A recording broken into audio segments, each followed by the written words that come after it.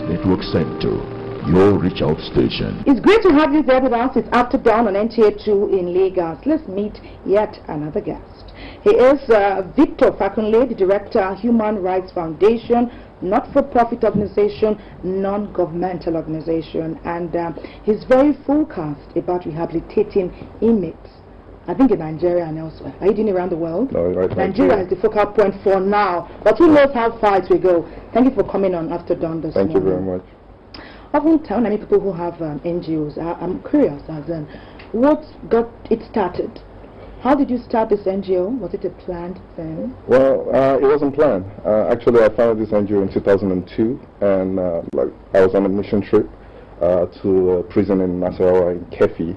And when we got there, I noticed that a lot of the inmates, the prison was congested. A lot of the inmates that were there were about 600, and this prison was actually built for 150. And there was a lot of stench. They haven't taken showers in about 10 days. They don't have good running waters and things like that. So it was really nasty. So after the preaching, I decided, you know what, let me ask around what's going on. So I started talking to some of the inmates, and then found out that some of them have not been to court in 3-4 years. And when I asked them, why are you not going to court, half the reason a lot of them didn't know why, So I decided to pay a visit to the warden of the prison to ask him why there was so much congestion. And his explanation to me was they didn't have any prison wagon to take them to court.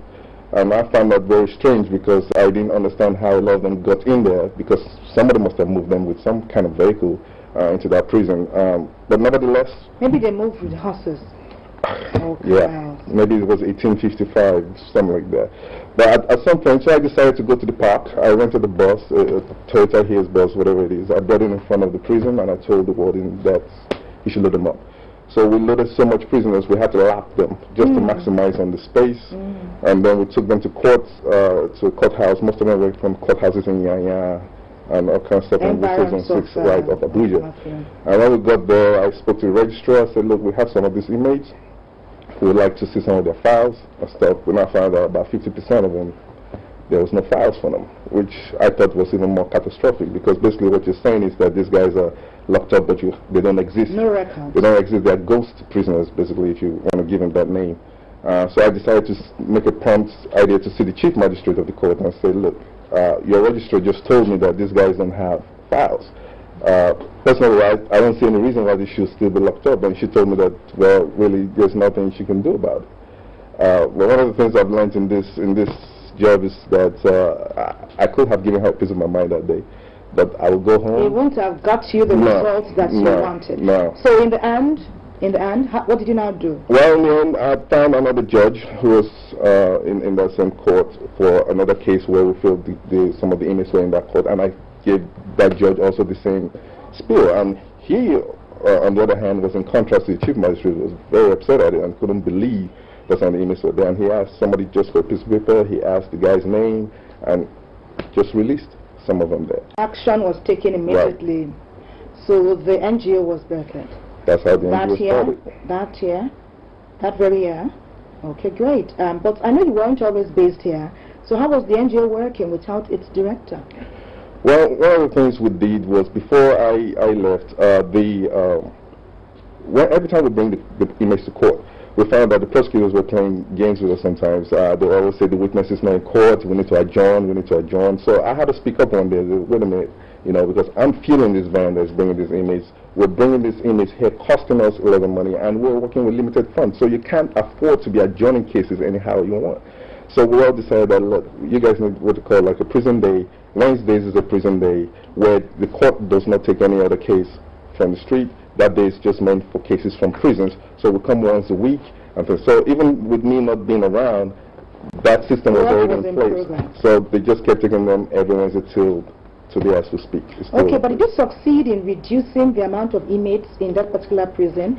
There were 600. Did you get them down to the required 150 or 200? We were able to decongest it. And one of the ways I knew that my job was done at that particular prison was one day I came to the courthouse. And they brought some of the inmates in, and I asked the inmate, do you know who I am? And he said, no. Wow! How many years did it take you to get to that point?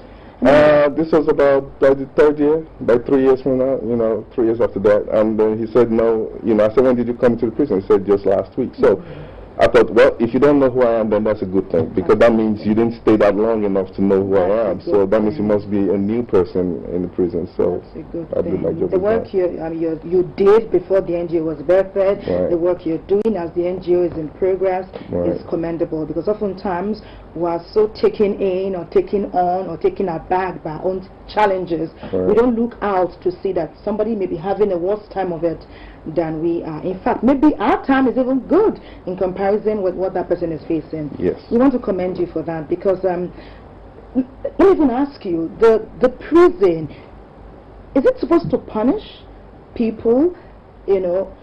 How should we expect the prison to treat people such that we expect people when they come out not to do what they did to get in the first place? Well, originally the concept of prison in the colonial era was not for punishment. It was more for correction. So it was a correctional institute. But over the years it was meant as just as a dump site, as just to be punished. Basically that was it. But I have to commend the Nigerian prison service of today, that they have basically moved from the philosophy of punishment to correction. So now if you go to the prison service today, you're going to find lots of programs going on. The prisons is actually opening their doors now to find that, look, it's in your interest to make sure these guys go out there and to be able to better their lives. Because whether you like it or not, Constitution allows them at some point, even after sentencing, to come out, and they're going to come out to live right next to you. They're going to be your neighbors. So they're coming back out. So to reduce the rate of reoffending, it's important for every one of us to find something for them to do. To do while they are there. Right. Well, I'm very happy to hear that. I'm very, very happy. And I hope that the example, the foundation you laid in that particular state you went will be replicated in other parts of Nigeria. We hope so. Yes, it's our hope. Okay, there's much talk about the inmate rehabilitation reality show. Yes. Your foundation is coordinating that. Right. Tell us more. This show is called Take It Back. Basically, Take It Back just means taking your life back. This is going to be a TV reality show. It's the first of its kind in Nigeria, in Africa, in the world. Basically, it's never been done before. And basically what this is we're using Lagos State right now as a pilot project. We are offering a platform for inmates to showcase their creativity. We believe God has given everybody a gift. I'm sure there's something you do that I don't do that you do very well.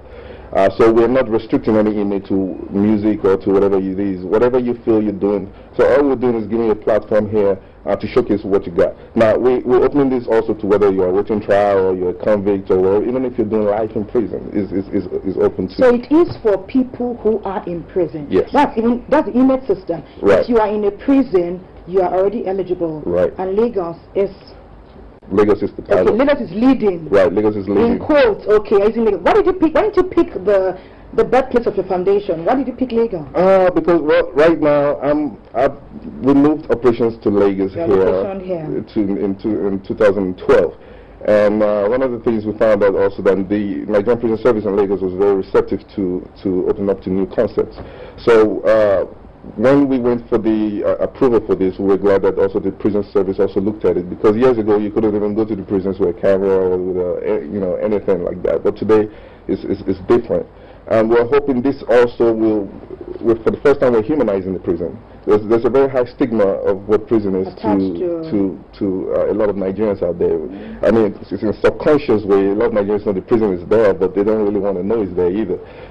So for the first time we're taking the cameras in there to see what prisons are about, to humanize, to see that these guys are just like any other person. Most of them, really, about 60% of them are there not really because, fundamentally just because they have nobody to speak for them. They're from poor homes.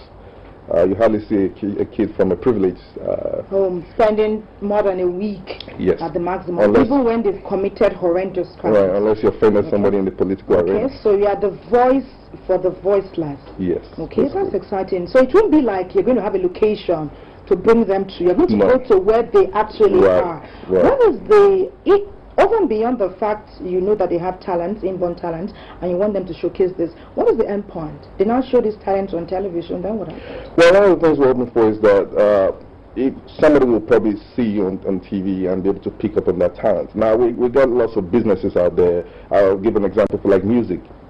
A kid knows how to sing very well. I'm sure there's lots of record labels that will want to take on, and it's a good avenue for them to generate revenue. It's a good way for him also to make something of himself, because this also is bringing dignity to the image, mind you, because for once, you know, you're looking at yourself as a human being that I have something to offer.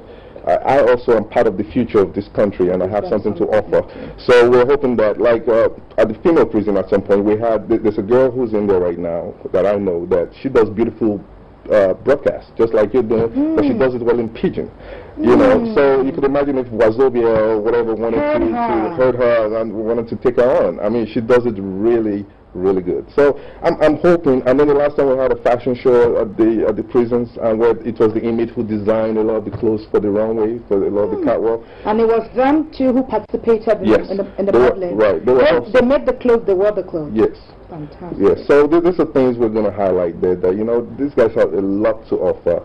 You know, it's just that nobody has ever taken time to put a spotlight on them. So that's what basically we're doing.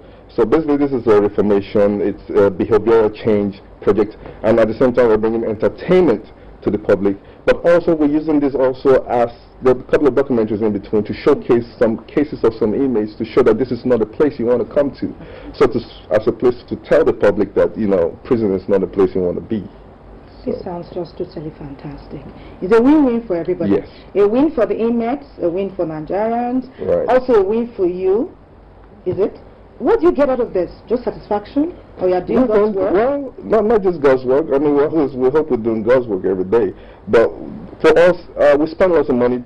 You know, it costs an average of 50,000 naira just through all the rigors of the legal system getting these inmates out. You know, and about 6 months of it. So you can imagine going through all that rigors in about 6 months. And then finally, I've had inmates, after the day they release, start crying at the courthouse. Because all of a sudden it dawns on him that, wait a minute, I don't know where I'm going. Where am I going? I don't have a place, I don't have anything. So of course another problem emerges. So we thought, you know, and then most oftentimes, since they have no place to go, he's going to be hanging around under the bridge or somewhere or something like that, which most likely the cops will soon pick him up in about 2 weeks or 3 weeks, and you might find him again. Bad guy, exactly. So you might find him again there. So at the end of the day, we felt, why spend all this money to get someone out and the energy and still find him right back there? So, hey, to make this a complete menage, we're doing the legal side of it, but we also want to give you something to be able to showcase yourself and find your own level. So we can take the horse to the river. You're going to have sorry stuff. To drink water. Right. So start drinking the water now. You're drinking the water now in the prison on the program. So the program is already taking off. We did the media launch last week, which was great. So in this month, right now, auditions will be kicking off this month. At some point till December, we'll go into full broadcast.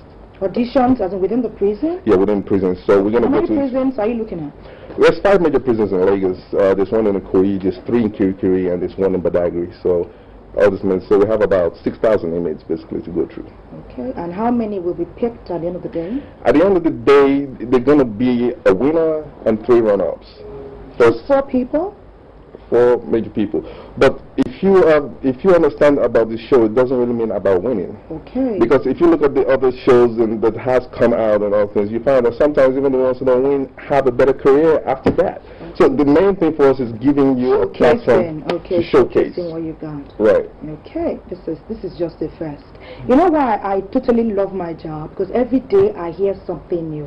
I'm learning from young people, I'm learning from my peers, I'm learning from older people. And when you think you've heard it all, you just learn again. Yeah, we're all learning. Awesome idea, awesome work done so far. We wish you all the best in this endeavor. Thank you very much. Because you're making Nigeria a better place for everyone. And you're tackling it right from the bottom. Right. An area where oftentimes we don't pay attention to. I wish you had listened to our viewers speak back with us today.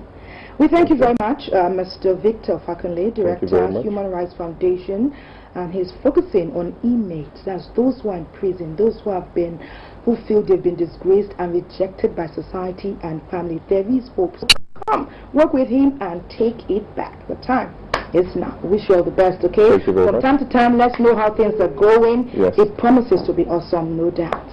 Final word for my very exciting, entrepreneuring, and excellent guest today. Miss Lassie, your final word. Inspire our viewer. I'd love to say this to everyone out there to believe in themselves, be confident, and reach out to people whichever way you think you can. Mr. Manda, Miss Unilag 2013. I'm going to say, whatever platform you find yourself, no matter how little, nothing is too small to help somebody today. Omar Miss, Mr. Unilag 2013. Okay, I would like to say, as an individual, you should realize yourself and work towards achieving your goal. Mr. Victor Fakunle, Director, Human Rights Foundation. Well, to all my fellow Nigerians out there, this is a time for revolution, creativity unchanged, and just to think outside the box. We're moving forward either way. We are definitely moving forward. However it is for you, just keep moving forward. Anything you find for your hands to do, for your mind to imagine, get started, get moving, find someone to work with you. Keep imagining. Keep motivating yourself, keep encouraging yourself, okay? Keep thinking positive. Nigeria is a great country. Let's remember to love God, love this great country of ours, love ourselves, love each other. God bless Nigeria. It's been a pleasure spending time with you on the show today. We can do it again next week, Saturday at 10 o'clock if you just tune in. Till then, keep watching the NTA. Have yourself a beautiful weekend. Make sure it's productive. Bye-bye.